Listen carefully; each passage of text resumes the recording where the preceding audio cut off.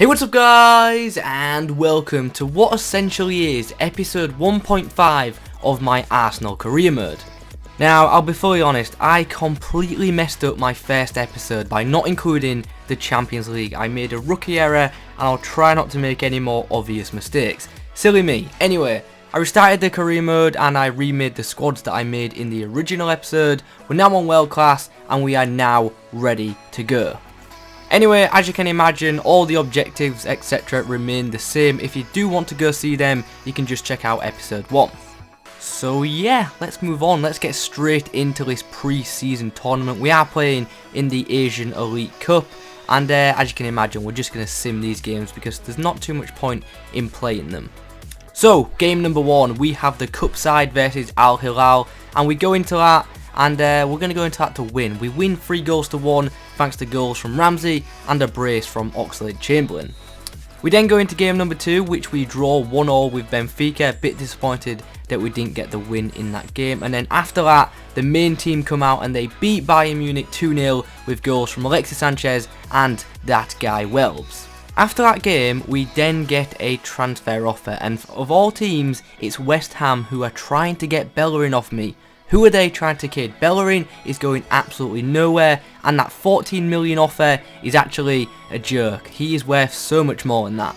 Anyway, on to the semi-finals, well, the semi-finals of the pre-season cup, and as you can see, it's a 3-1 win for the Gunners. Santi Cazorla, Granit Xhaka, Alexis Sanchez scoring the goals to put us in the final. After that game, Tottenham try and buy one of our players. That's right, you heard me correctly, Tottenham. Tottenham, I think you know how I responded to that. On to the pre-season tournament final we go, and we come up against Bayer Leverkusen. The game does indeed end as a draw, but as you can see, we go on to win on penalties. Arsenal are the Asian Elite Cup champions. And now we've won a trophy, everyone just wants to buy our players. You look at Everton, they're trying to get Ospina, but there's no chance he's leaving because he is a great backup goalkeeper. We also get offers for El Neni and Ramsey, two players which I definitely don't want to sell, and since we don't need any money right now, we're going to reject the offers for them. Okay then, let's get straight into things, and we're just going to go straight in to game 1 of the Premier League. We are of course at home against Liverpool. We go with the first team, which is the squad you can see on the screen right now. Danny Welbeck up front, Alexis on the wing, Walcott on the right side, and yeah, debuts for Mustafi and Granit Xhaka. So was definitely looking forward to playing my first career mode match. Liverpool lineup, as you'd probably expect, Karius in goal making his debut. As you can see, they've actually signed Javier Pastore, who is going to be playing on the left wing. So yeah, that was an interesting one. Anyway, going into this game, I was fairly confident to be honest, but I was a bit envious as well at how the CPU would play this year. As you can see, we were through on goal with Sanchez and he just gets wiped out. But the guy won the ball, and in the end it was actually a pretty damn good tackle to stop us scoring. But as you can see in the game, we are just constantly piling on pressure, but we just cannot put the ball in the back of the net. Their goalkeeper, that Karius, was on fire in this game. They did get forward now and then, but every time we just nullified all their attacks. Constant pressure, they just really couldn't handle it.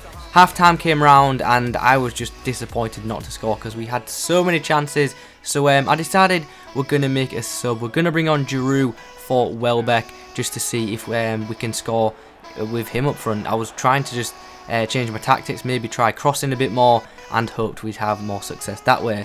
Anyway, the ball gets whipped in here, and this is one of the best chances of the game. Goes to Granit Xhaka, who does header it over the bar. And as you can see, the clock is ticking. Chances are just not getting put in the back of the net, and this is a great move, which once again also get saved. Anyway, moving on into the 90th minute, Mesut Ozil, this could be the last chance for Arsenal. He gets down the wing, his cross is blocked, the ball falls to Alexis Sanchez, who runs across the box and finishes it in the 93rd something minute. Arsenal are leading 1-0. Surely there is no comeback for Liverpool now. When I finally got this goal, I was so freaking relieved because we had just constant pressure, constant chances, but we just couldn't score. To finally get it in the 90th minute was freaking awesome, and as you can tell, the full-time whistle blows. Arsenal win it in injury time, and yeah, just relief around the ground and in my mind. I'm so happy to get the first win. As you can see, pure domination, and we really do need to learn to finish. Maybe we need a clinical striker up front. We'll talk about transfers very soon. So after that win against Liverpool, we are currently 5th in the table, and because I enjoyed playing that game so much, I had to go into the next game pretty damn quickly. We're up against Leicester City, it is away, and as you can see, they are not playing Jamie Vardy. I don't know if they've sold him or what, but no Vardy in their squad at all, which is yeah, pretty damn interesting. Anyway, we did make a few changes as well. As you can see, Giroud starts this game and so does Francis Coquelin, and I think that's the only 2 changes I made. Everyone else played in the last game, well, they started anyway. So yeah, it was pretty much the same as the previous game. We put on a lot of pressure, but we just had issues scoring goals. A pretty good chance here, but sadly, I think it was Alexis that was offside, but we were putting together some good moves in this game, which obviously was good to see. But at the same time, as you can also see, our shooting boots definitely were not on. And despite all of our pressure, in the 30th minute, look at this.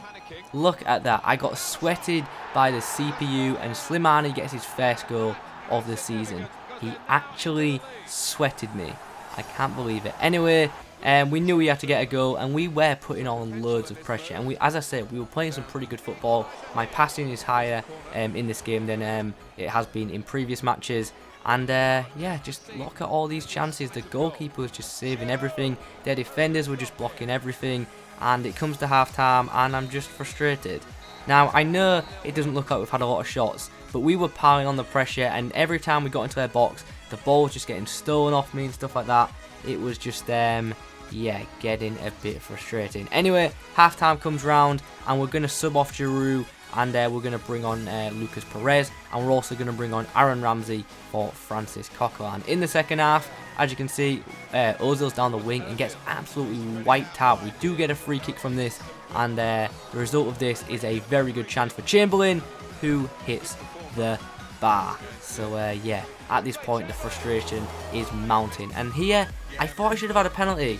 It was Ozil who knocked the ball away, and then he got taken out, so I kind of thought he should have had a penalty there. Anyway, Alexis Sanchez comes through, and then we get our revenge on Leicester. How about that? We're going to sweat you right back, and it is 1-1. The goal coming from Oxlade-Chamberlain after a good bit of play from Alexis Sanchez.